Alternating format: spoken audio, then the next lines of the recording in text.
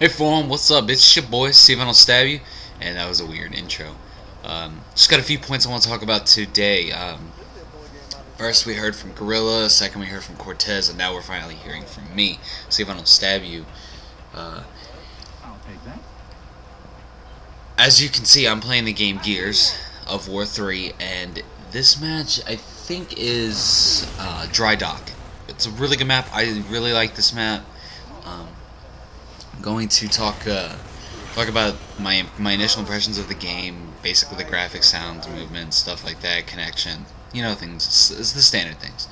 First off, the graphics are simply amazing, finally refined, mastered up. It's just perfect. Like great graphics. Definitely love the gore in this game. Definitely brings a new a new element to the field and things like that. Sound is pretty loud. Kind of like that though. That way you can kind of tell somebody's coming up behind you, and it just kind of like involves you in the whole thing. Doesn't really take away from the effect that you're playing a video game. It more adds to it. Movement is super fluid, super fluid. I love that. I don't know if you guys remember. Some of the longtime subscribers might remember, but back in the day, half a spoon. Myself and Gorilla Hands did a review commentary kind of thing on the Gears of War beta, and he was talking about the omnidirectional evade. In the previous games, you can only evade in 4 different directions: up, north, south, east, and west. Things like that.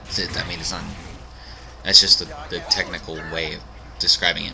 Anyway, in this now there's northeast, southeast, southwest, northwest. There's directions like that. So there's 8 directions you can roll around into. Definitely helps. I actually didn't even notice it. Like it just didn't even click until Spoon said something about it. So for those who didn't notice it, go back and try to roll in like a diagonal direction, and you can do it. At least I think you can do it. I hope you can do it, because I'm gonna look like a total ass if I don't. But that's okay, because it's whatever. It's YouTube. It's fun. This is what it is, for fun. It just really is nothing but else for me. Fun. This is what I do in my spare time. It's what I like to do. I like to put out videos. I like to share stories, although albeit my stories are not very interesting.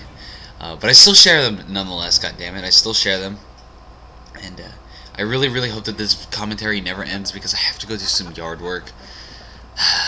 Texas weather and yard work just do not go together. At least it's pretty cool right now. It's like 80 something degrees, so thank God. At least it's not like 107 like it used to be. That was just painful to do yard work and mow the grass, and you had to wait till like 7 o'clock at night or like 3 in the morning to mow your grass, because it was so hot you'd pass out from heat exhaustion here.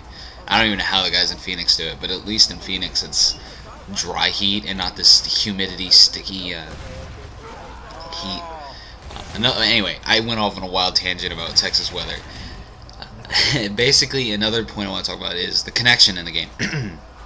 Excuse me. The connection in the game. Fluid, buttery smooth. I've only had one game so far, and that was Obvious Host. That had a little bit of flubble with it, but it was fine. The game fixed itself, so we're good to go. The connection, otherwise, 99.9999% of the time, it is perfectly fluid, perfectly keeps everything in motion. The game plays most of the time fast paced, and that'll be a nice little segment into my next speech.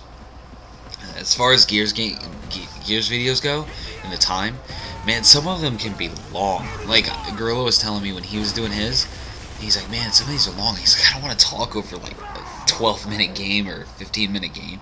I had a game last night that played for 20 minutes. It played for 20 minutes because the enemy team, and I'm sure you guys don't want to see it. It's very rare that this happens. It was the first time it's ever happened to me in Gears. It was like they literally just were like, oh shit, we're going to lose, and now we're just going to sit in our spawn and wait for you to come back. The first round I end up screwing it up by going in there, and I get double barreled, and they win because of the man up rule. For those who don't know, the man up rule is if 2 teams are down to the end in the stalemate, the team with the most lives left is awarded the round. So that's a pretty neat little addition. I know that a few of the MLG players that I follow are kind of iffy on the situation, and he said that there's a lot of uproar in the MLG community about the man up rule.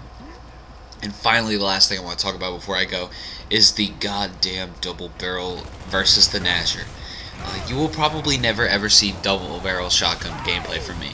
I don't know what I'm going to have to do to get the execution, but I just refuse to use the gun. It's nothing personal to people who use it, that use it because they're not, that this is their first game and they just need to get into it. I think that that's what the double barrel was for, but you put it in the hands of a smarter player, and all they do is just want to wait around corners and just run up and whiff you, or not whiff you, but kill you. It sucks like when they whiff. Well, it sucks for them when they whiff, not for me. But anyway, the video's wrapping up, guys, and I hope you all have a good day and enjoy the video. Thanks. Bye. Peace.